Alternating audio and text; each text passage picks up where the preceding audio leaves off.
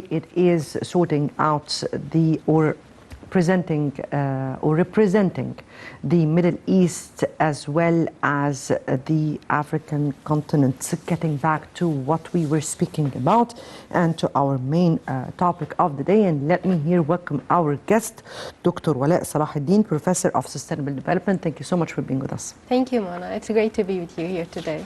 The whole pleasure is mine.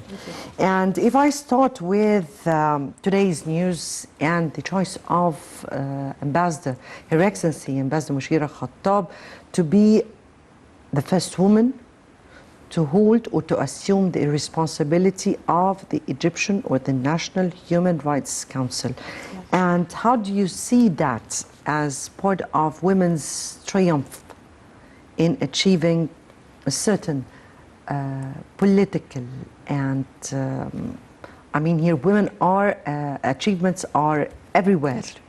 That's true. That's true, Mona. Yes. Well, of course, I see it's a great added value, and of course, we're witnessing what do you say, a paradigm shift in political regime, and now more and more leaders are coming. We are seeing, or we are witnessing more and more female leaders. They are coming in the political state. So this is a great step, and let me put it this way.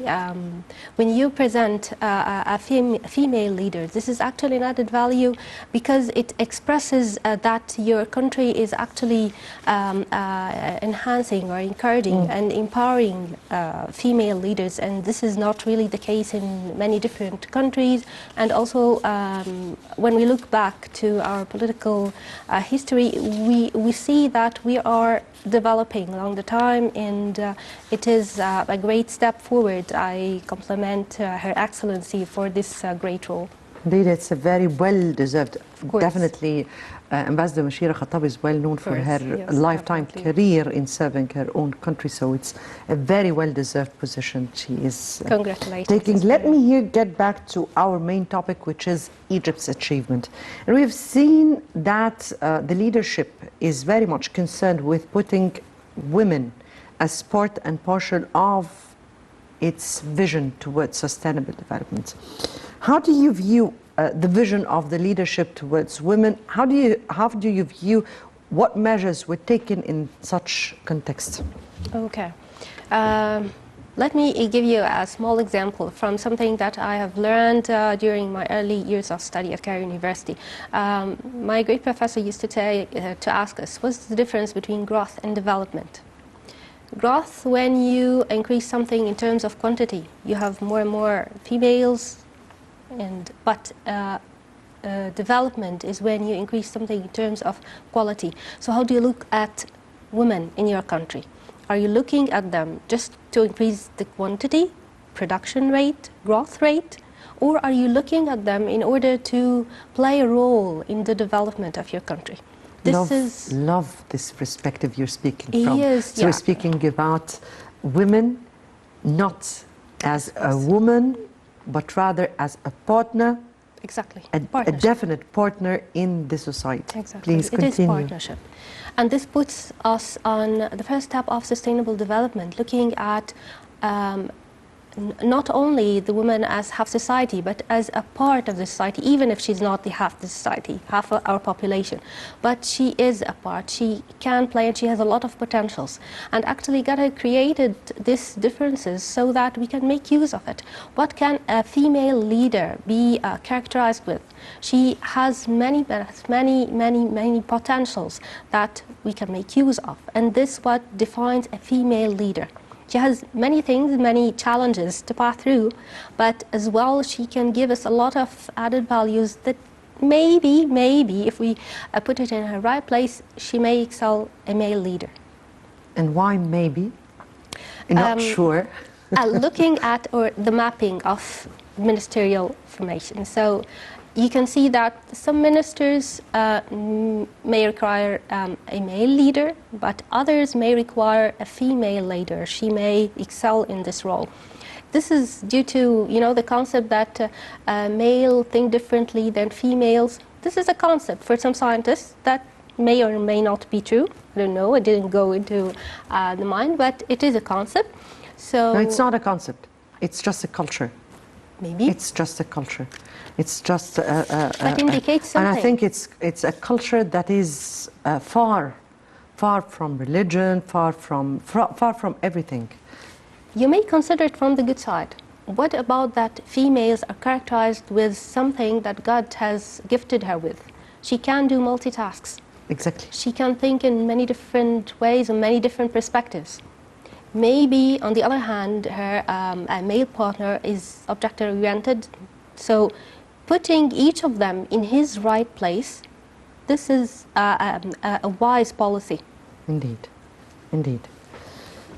If we speak about, if we consider women as part of the society, part of an integral vision towards the Sustainable Development Vision of Egypt, if we are speaking about women's role, then what measures have been taken in order to be able really to empower women or to put her on the right track? So first of all, I would say education, of course, the quality of education. And now we are seeing more and more female figures are actually, pursuing their career abroad. Maybe this wasn't the case a few years ago. And also we are witnessing it in sports athletics. So also as well, they represent something, or this indicates something, that the culture, the society is moving in further steps towards gender equality, gender balance, giving her more rights, more empowerment, more trust in order to pursue her dreams. Maybe a few years ago this wasn't the case. Maybe we had very smart and intelligent leaders, but they weren't encouraged. On the contrary, they were discouraged to pursue their dream, and they eventually they had to follow the traditional track of traditional life. Maybe otherwise they would have been proven very, very excellent leaders in other careers or in other places. You're speaking here from the societal perspective. We're speaking here about the culture idea of how of seeing gender equality. Yes. But I'm speaking about official measures that have been taken, because Policy measure. Yes. Yes. Because we are speaking about measures that have been taken on different sectors. I mean, the political one, Of course. the economic one, and the social one as well. So I'm speaking about those measures in terms of how were women empowered politically, how were they empowered economically and socially. So regarding the political aspect, we are witnessing more ministers now, female ministers. Their Highness, the Minister of Health, Environment, Commerce and Trade, Planning, of course. So, and of course, social solidarity, and there are 8. So this is a perfect step, reaching this, or having our voices in the ministerial formation. This is a very, very good step. And also the National Council for Women, it's acting very, very actively in order to speak on the rights of, speak on behalf of women, and giving her more empowerment, and also in collaboration with international bodies, like its partnership since 2015 with the United Nations Development Program. And you know that it has its agenda for the SDGs, or Sustainable Development Goals, and some of them are very, very much related to gender equality, gender balance, and so on. And let me tell you something, Mona. Also for us, when we apply for a project or proposal, all of us as researchers, which has a partnership with a UN funding body, they always ask us, how does your project address a gender balance? And this is, we have to consider it's part of the UN SDGs. Exactly, yes. So we're speaking about a real sector, full sector. Empowering women is a full segment of the SDGs. Yes. Hence, we're speaking about an Egyptian vision that goes in parallel to the UN with the SDGs. International, yes, with international bodies, with international goals and objectives, yes, definitely we are on track with them. Right.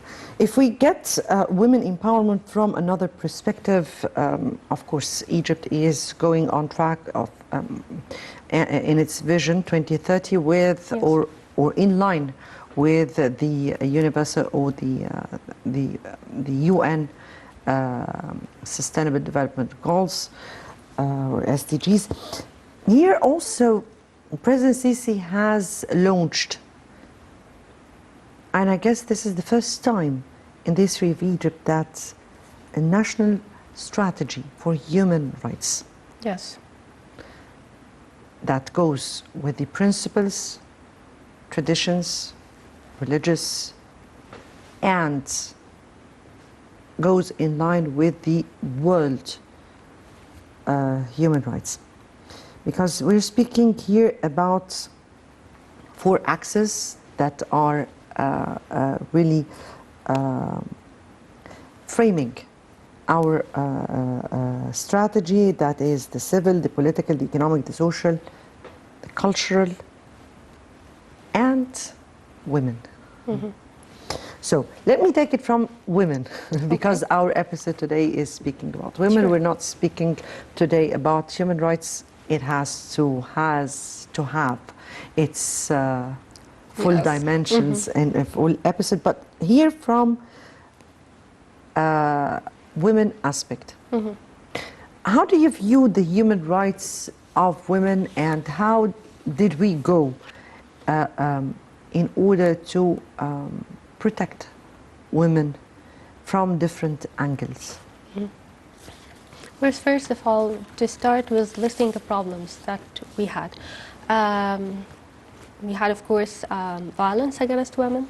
Sometimes we face many cases of, or some cases, not many, but of harassment, of some kind of discrimination against women. So all these years we have been suffering from these problems, and now we are on track on setting some kind of a problem solving or an action plan for this problem solving of strategy, because we have defined the problems, but what to do now? First of all, of course, the National Council for Women is actually addressing, or actually aim at addressing these issues in partnership with non-governmental organizations, civil societies, and all these. But let me tell you that maybe we need to go deeper into society again in order to be able to tackle these problems from the root. Because we don't need to wait till they are raised to the top and becoming a massive problem that we witness on social media and so. So maybe some campaigns which actually go to poor developing areas and try to raise their awareness, raise their knowledge regarding these issues. This is also a good thing. And also, from another hand, there are also some campaigns to preserve or conserve ladies or women's health.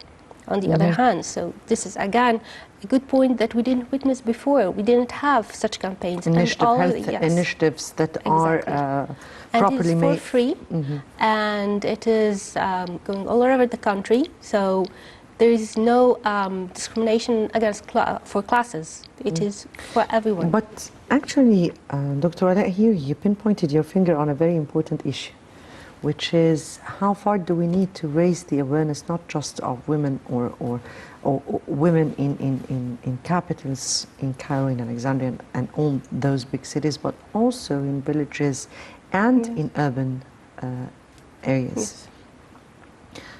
Yes. Because this is a culture that has to be spread across the country, not just in big capitals. So if we speak about this particular point, what do we need in order to be able to accelerate this kind of spreading the culture of how women can actively participate in her society in an effective and positive way? I would say through education.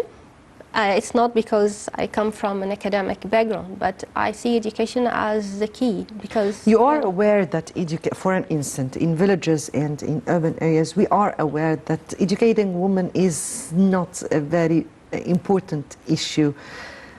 But so this is the point. The issue is how to change the mindset of that is spread among this community in order to be able to convince them of the role women can play if, for an instance, they get better education, if they were brought up in a way that they are really, they can serve their own countries.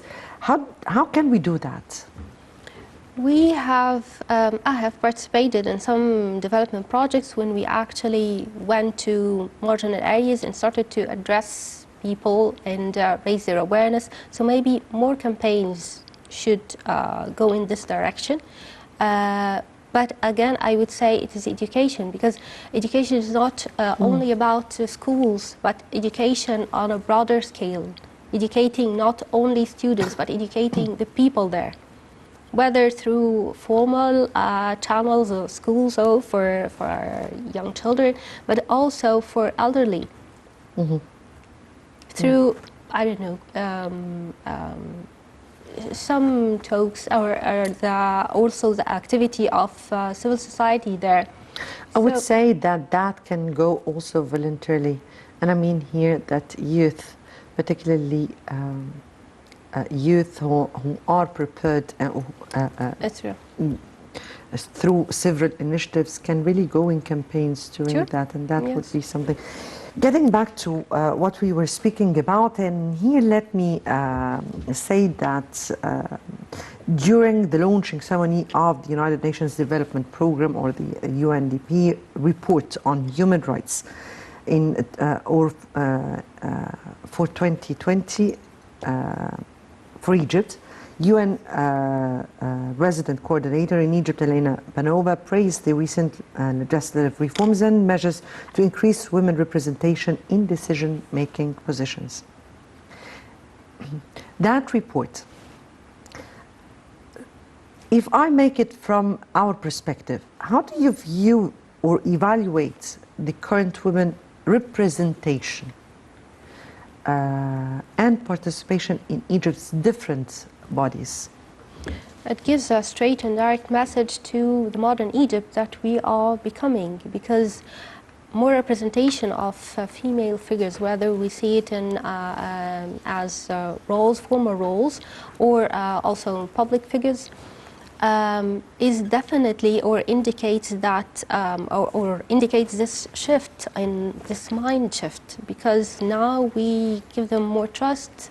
We listen to them, we listen to their problems, we trust that they are the best people to express their problems and also to try to find solutions. So you are raising a leader on different scales, whether on a small scale, and then you see it's just like a small plant and you witness it grow. This is how you make a leader. Give him a trust. You start with small problems, and then you see him grow till he reach higher positions. This is empowerment. Indeed. If I may tackle this from another perspective, yes, we are now very well represented. Our dreams is the sky is the limit, but we are getting better every day with our representation in governmental institutions, in the government, in the parliaments, with both chambers. Why is women's existence in such positions in the country is very essential to tackle the society's problems from another perspective? Because as you said at the very beginning, it is partnership. So the society is the problem of society, you can never tackle it from one perspective, but you have to work on both perspectives to address any problem. Before, maybe I wouldn't say it was totally neglected, but it was poor representation for women in political regime. But now it is different. Now we have a lot of voice to speak for our problems, and this is, of course, will balance the weight. Instead of having more and more voices speaking only for male participation, and now it is balanced. So I would say that the problem-solving action plan, it would be balanced. It would be based on a holistic vision of all societal needs, not only from one part, but from both. Not the practical one, but also other problems that will be introduced. Different perspectives, yes. If I speak about women as part and parcel of the sustainable development, very low one in terms of household women. It's not low what I meant here, but I'm speaking about the ordinary women. How do you view women's role in this or from this perspective? Women, Egyptian ladies were and are always participating in life. We're not locked up in our houses like some societies. So we are there. We are in every different career. But the point is reaching, or the leadership. How many of female leaders were able to reach high positions, were able to speak for those who are there? We are working, honey, always. So, but the point is making a leader, is allowing a leader to be there, allowing more voices, allowing them more empowerment. This wasn't the case before. We were always working, all of us from all classes. And for some families, you can find that the main supporter as a woman, a female body. So this sometimes you find women who are the households, and they are the one who are raising and exactly. financing their own families. Here, if I take it regional-wise, and recently we have seen the launching of Women's Development Organization, or the WDO, which was part of the 8th Ministerial Meeting on Women of the Organization of Islamic Cooperation. And the organization chose Egypt to be the headquarter and the premises for such an organization. How does this reflect how Egypt is reflected, or how does this reflects how Egypt is looked up to within the, or in terms of women aspects? Yes. You're tackling here the point of playing on a regional scale. Yes, indeed. On a regional scale, let's see what an Egyptian woman is characterized with. I have been through other Arab countries, and I can say that we all more or less are the same, except for maybe some better opportunities that are offered for Egyptian women. And in terms of education, in terms of pursuing her career, in terms of empowerment, and also reaching higher leadership positions. So I would say that this is something that characterized Egypt, and maybe this is why they chose Egypt in particular.